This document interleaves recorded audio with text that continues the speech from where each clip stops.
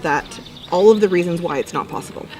So like, all about money. Like, usually about funding. Right. Usually about funding, and usually about people who have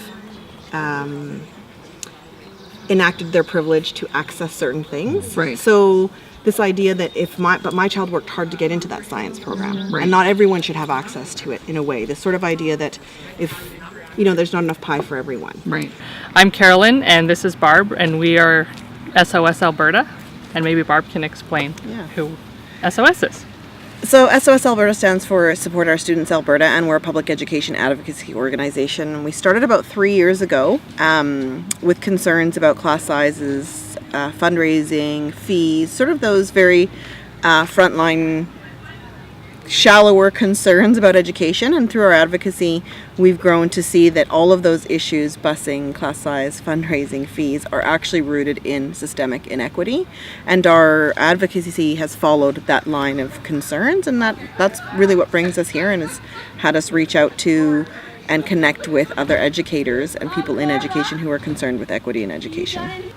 Very much. It's important in the class, and I think it's part of being part of a democracy and part of citizenship is to learn social justice, to learn how to look after your fellow citizens and the fellow humans on this earth. So I think it is very important, and when you're young, this is when you should be learning it. It's something that you can build on throughout your lifetime. Yeah, and I think it's exactly when kids are the most open, they're the most able to receive this type of information, and it's when we have an opportunity to bring people. Schools are the place where we can bring people from all different walks of life. And as you get older, your circle, not only your circle of influence, but your circle of friends, your circle of exposure tends to get smaller and smaller and smaller. So the most opportune time to put kids into contact with people from different religions, different abilities, different cultures, different socioeconomic status is when they're kids, and it's through public education. I think any generation, when they're young, when you're a youth, when you're a child, you are just ripe for this kind of social justice and looking after each other and learning about each other. You're just so open, and it definitely is something to be passed down, and it's something to keep going over generations for sure. Yeah.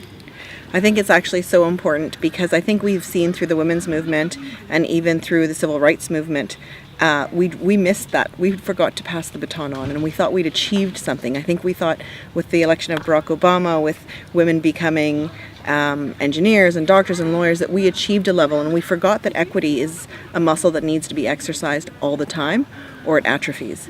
And so there's a generational gap there where we forgot to keep fighting and we became complacent, and so we have to start fighting again.